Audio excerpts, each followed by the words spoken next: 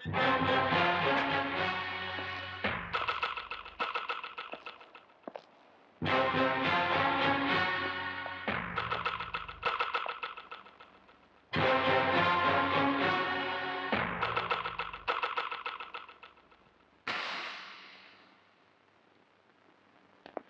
பெண் குழந்தைதான். இல்ல இல்ல, ஆண் குழந்தைதான். இல்ல அண்ணே, உங்க மாமா ஹார்ட் அட்டாக். டாக்டர் பார்த்துருக்காங்க.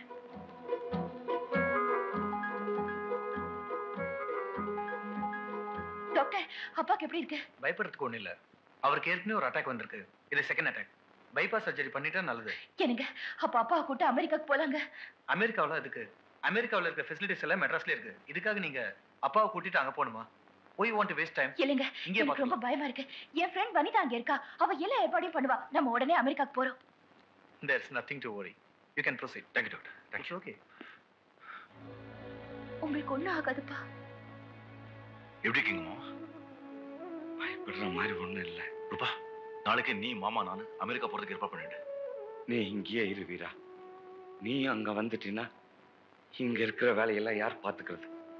ரூபா இருக்கல்ல, அவ என்ன கவனிச்சுக்குவா. சரி.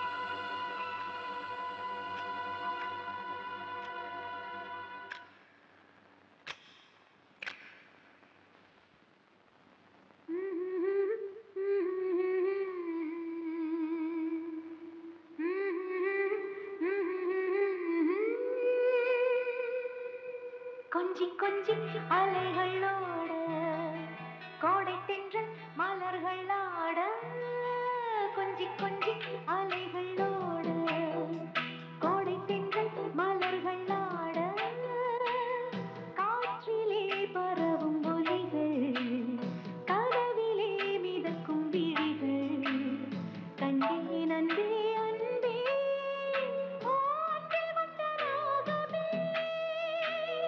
அன்னை தந்த கீதமே, அன்பே வந்த ராகமே, அன்னை தந்த கீதமே, எண்ணம் உன்னை பாடுமே மனதில் இன்பத் தேனூரும். கொஞ்சி கொஞ்சி அலைகளோட கோடை தென்றல் மலர்களோட, கொஞ்சி கொஞ்சி அலைகளோட.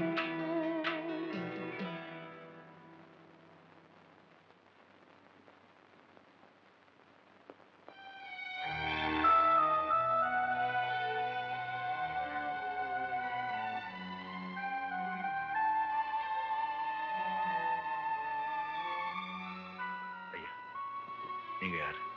தேவி உங்ககிட்ட எப்படி வந்தா? தம்பி, நான் ஒரு வைத்தியன். காவிரி கரை ஓரமா ஒரு குடிசையில இருக்கேன். ஒரு நாள் கரையோரமா இந்த பொண்ணு மயங்கி கிடந்துச்சு. வெள்ளத்துல சிக்கி அடிபட்டதுனால தன்னுடைய சுயநினைவை இழந்துட்டா. அதனால தான் யாரு, எந்த ஊரு அப்படின்னு ஒரு விவரமும் சொல்ல முடியல.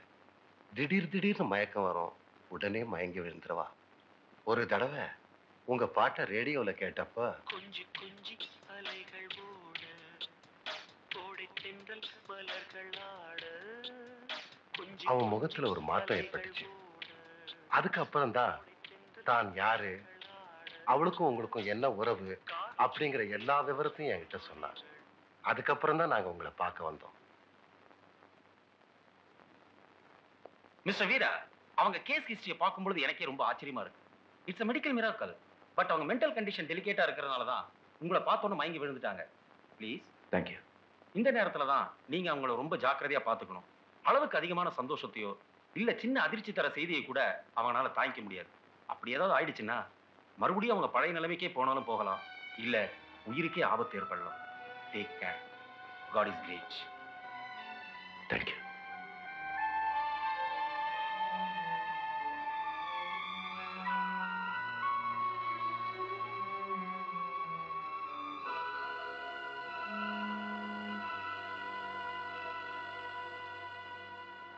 அண்ணா எப்படி இருக்காங்க? நல்லா இருக்காங்க. நீ அம்மாவை கூட்டிக்கிட்டு கெஸ்ட் ஹவுஸ்க்கு வந்துடு. அம்மா அதுக்கு சொன்னதை செய்.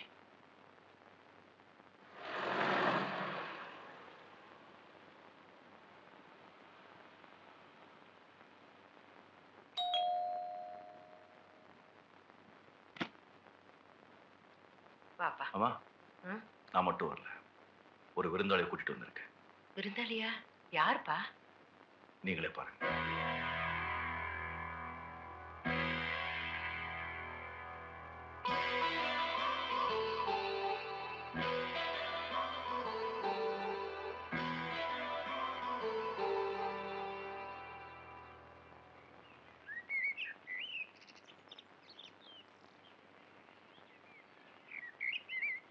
என்ன மன்னிச்சிருப்பா. என்னம்மா நீங்க பெரிய வார்த்தையில பேசிக்கிட்டு, இதுல உங்க தப்பு என்ன இருக்கு?